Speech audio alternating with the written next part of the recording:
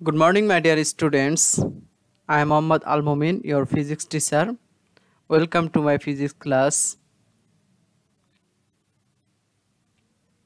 Our today's topic is pressure. Let's start now. At first, we will know what is pressure. The force applied perpendicular to the surface per unit area is called pressure.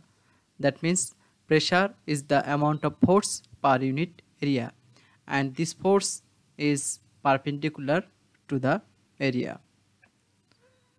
Therefore, pressure is equal to force divided by area. That is, force per unit area is the pressure.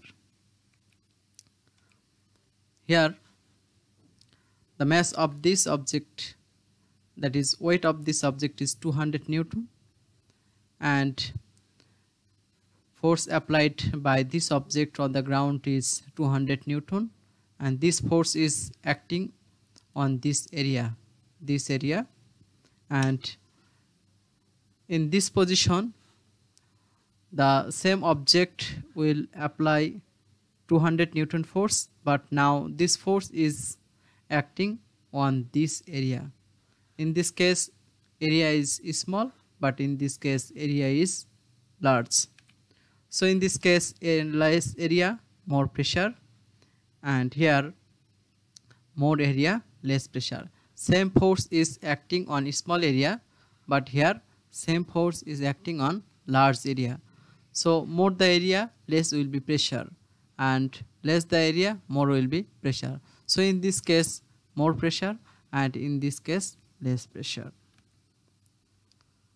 And here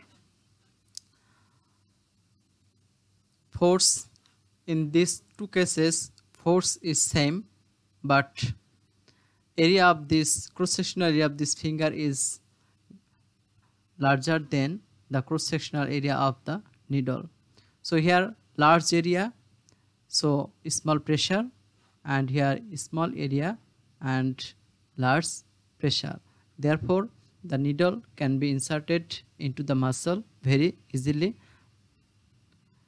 because here pressure is high. And here case 1, case 2 and case 3. In figure every time applied force is same, but pressure is different.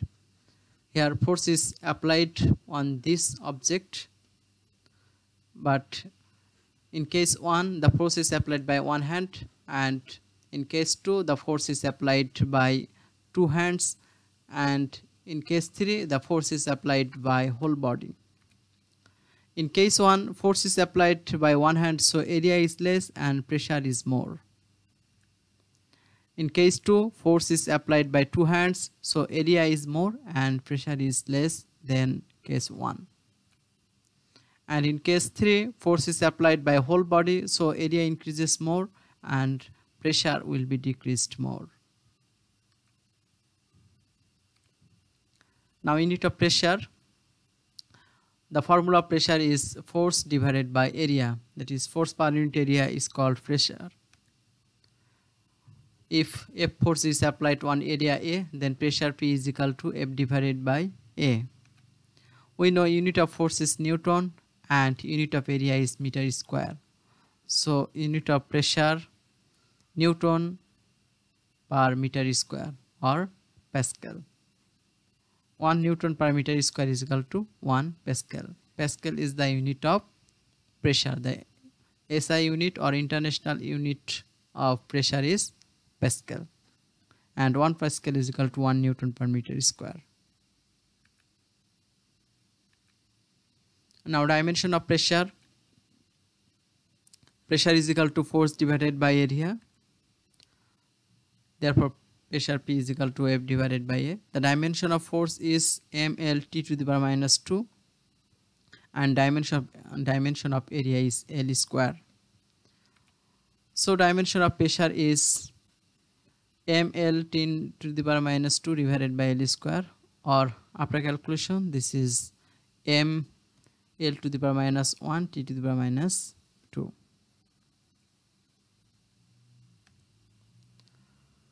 The force F is a vector quantity, pressure P is a scalar quantity, and the vector is denoted here by bold letter.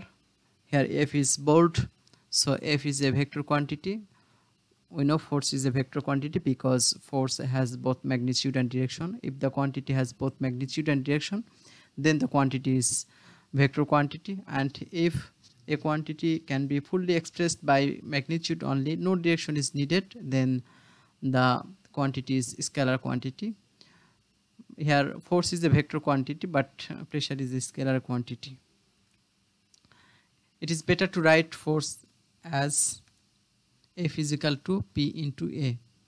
Here in left hand side force is a vector quantity, but here right side area is a vector quantity and pressure P is a scalar quantity. So force F is equal to pressure into area. So area is a vector quantity here. So area A itself is considered as a vector. We know the quantity which has both magnitude and direction is called vector quantity. So area is a vector quantity, so it has both magnitude and direction. The magnitude of A is the amount of area, that is magnitude of area is the magnitude of area vector, and its direction is perpendicular to the area, that is the direction of vector A, that is area vector, is perpendicular to the area.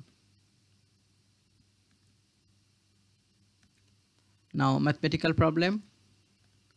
Let us assume your mass is 50 kg, area of one side of your body is 0.5 meter square, and bottom area of your two legs is 0.03 meter square. What pressure will you apply on the floor when lying down and standing? That means we have to calculate the pressure in two cases. First one is in lying state and second one is standing position. Now solution. Our applied force on the ground is equal to our weight. We know weight means the force applied by the earth on the object towards its center. So the object apply force on the surface equal to its weight. So here mass M is equal to 50 kg, so applied force F is equal to weight W is equal to mg. We know weight is equal to mg. Here g is acceleration due to gravity and its standard value is 9.8 meter per second square. So here mass M is equal to 50 kg and acceleration due to gravity g is equal to 9.8, and after calculation it is 400 Newton, 490 Newton. That means here force is 490 Newton. Pressure when lying down, P1 is equal to, that is when lying down pressure P1 is equal to force divided by area, and in this case force is equal to 490 Newton, and in lying state, that is area of one side of our body is 0.5 meter square, so here 0.5, and after calculation this is 980 Pascal. And pressure when standing, P2 is equal to F divided by is equal to, here same force 490 Newton because weight is same, your weight is 490 Newton, and in standing position you will apply 490 Newton force on the ground, and in lying state you will also apply 490 Newton force. So here force is 490 Newton, and area in this case bottom area of your two legs is 0.03 meter square, so 0.03, and after calculation it is 16333 Pascal. Obviously in this case pressure P2 is greater than P1, that is pressure when standing is greater than pressure when lying down.